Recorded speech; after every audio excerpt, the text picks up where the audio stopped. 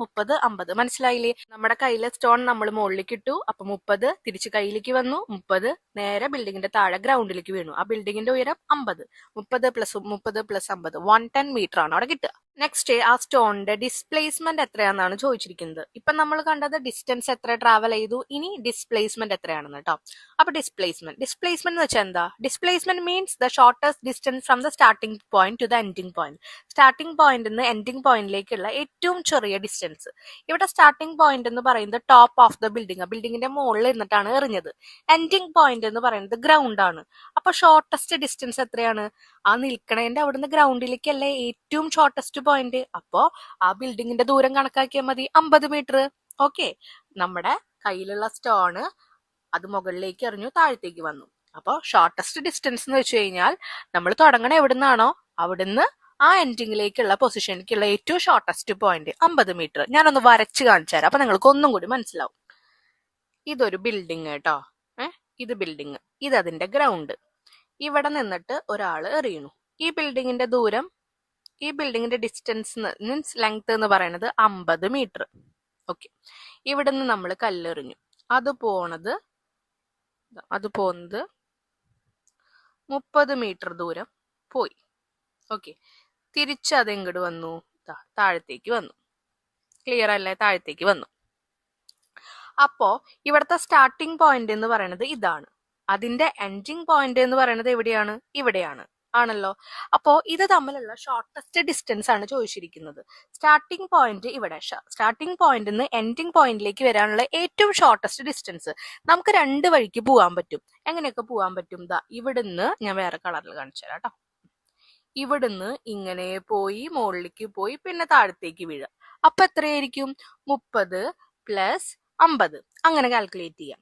ഇനി അതുമല്ല, 30 + 50 അല്ല, 30 പ്ലസ് ഇവിടെ വരെ ഒരു 30 വരും, +50.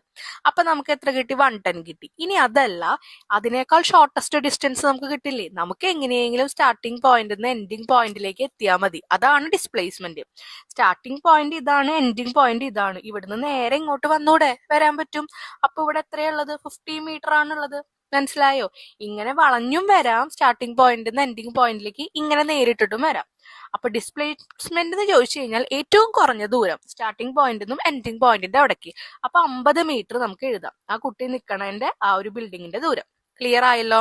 ഇനി ഇതിലെ C question, calculate the time taken by the body to hit the ground from the maximum height reached A = 10 m/s².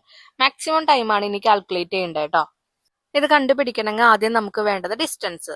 Find the distance fallen from the highest point two the ground. ആ മുകളിൽ നിന്ന് താഴേക്ക് വീണ height. മുകളിൽ നിന്ന് താഴേക്ക് ഞാൻ നേരത്തെ പറഞ്ഞു, മുകളിലേക്ക് വിട്ടത് 30. ആ നേരെ തിരിച്ച് ആ ഒരു 30ലേക്ക് അത് വരും, എന്നിട്ട് ഗ്രൗണ്ടിലേക്ക് വരും. അപ്പൊ ഏറ്റവും മുകളിൽ നിന്ന് താഴത്തേക്ക് വരാൻ 30 + 50 18 ആണ് വരിക. ശ്രദ്ധിക്കുക, നമുക്ക് ഏറ്റവും മാക്സിമം പോയിന്റിൽ നിന്ന് താഴേക്കുള്ളത് മാത്രം മതി. അതാണ് 30ഉം 50ഉം മാത്രം നമ്മൾ എടുത്ത്. ഇനി അറിയുന്ന വാല്യൂസ് ഒക്കെ എഴുതുക. ഡിസ്റ്റൻസ് S എന്ന് പറയുന്നത് 80 മീറ്റർ ആണ്. ഇനീഷ്യൽ വെലോസിറ്റി, നമ്മൾ ഏറ്റവും മുകളിലേക്ക് എത്തുമ്പോൾ ആ മുകളിലേക്ക് എത്തുന്ന സമയത്ത് അവിടെ 0 ആവും, എന്നിട്ട് അവിടെ നിന്നാണ് താഴേക്ക് വരുന്നത്, ആണല്ലോ. അപ്പൊ ആ ഇനീഷ്യൽ വെലോസിറ്റി, അത് താഴേക്ക് വരുന്ന ആ പോയിന്റിലെ സ്റ്റാർട്ടിങ് 0 ആയിരിക്കും. അതാണ് അവിടെ എഴുതിയിരിക്കുന്നത്. At the highest point the stone stop four A moment. ഒരു മൊമെന്റിൽ സ്റ്റോപ്പ് ചെയ്തിട്ടാണ് താഴേക്ക് വീഴുന്നത്. പിന്നെ ആക്സിലറേഷൻ അവിടെ തന്നിട്ടുണ്ട് 10 m/s². ഇവിടെ നമ്മൾ ഉപയോഗിക്കാൻ പോകുന്ന ഇക്വേഷൻ S = UT + ½ AT² ആണ്. ഇനി നമ്മൾ അതെല്ലാം സബ്സ്റ്റിറ്റ്യൂട്ട് ചെയ്യുക. S 18 ആണ്. U എന്ന് പറയുന്നത് എന്താണ്? Initial velocity. ഇനീഷ്യലി 0 ആണ്. 0 × T എന്ന് പറഞ്ഞു കഴിഞ്ഞാൽ എത്ര? 0 തന്നെ. അപ്പൊ അവിടുത്തെ ടൈമിന്റെ ആവശ്യം നമുക്കില്ല. അപ്പൊ ആ T എഴുതണ്ട. 0 + ½ × A എന്ന് പറയുന്നത് ക്വസ്റ്റ്യനിൽ തന്നിട്ടുണ്ട്. ആക്സിലറേഷൻ ആണ് 10 × T². ഇപ്പൊ നമുക്ക് 18 = ½ × 10 എത്രയാ?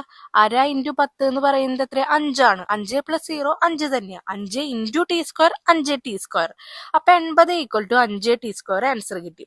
ഇനി രണ്ട് സൈഡിലും 5 കൊണ്ട് ഡിവൈഡ് ചെയ്യാൻ പറഞ്ഞിട്ടുണ്ട്. അങ്ങനെ ചെയ്യണ്ട. ഞാൻ പറയുന്നത് വെച്ചാൽ T² മാത്രം അവിടെ നിർത്തിയിട്ട് 5നെ =ന്റെ അപ്പുറത്തേക്ക് കൊണ്ടുവരിക. 5T² എന്ന് പറഞ്ഞാൽ 5 × T² എന്ന് അർത്ഥം. അത് =ന്റെ അപ്പുറത്തേക്ക് പോകുമ്പോൾ ഡിവിഷൻ ആവും. അപ്പൊ T² = 18/5. അപ്പൊ നമുക്ക് 16 ആൻസർ കിട്ടും. ഇപ്പൊ T² ആണ് 16. നമുക്ക് വേണ്ടത് സമയം മാത്രല്ലേ. സ്ക്വയർ =ന്റെ അപ്പുറം പോകുമ്പോൾ റൂട്ടായിട്ട് മാറും. അപ്പോ T equal to √16 equal to 4 എന്ന് പറഞ്ഞാൽ 4 സെക്കൻഡ് ആണ് ആൻസർ കിട്ടുക.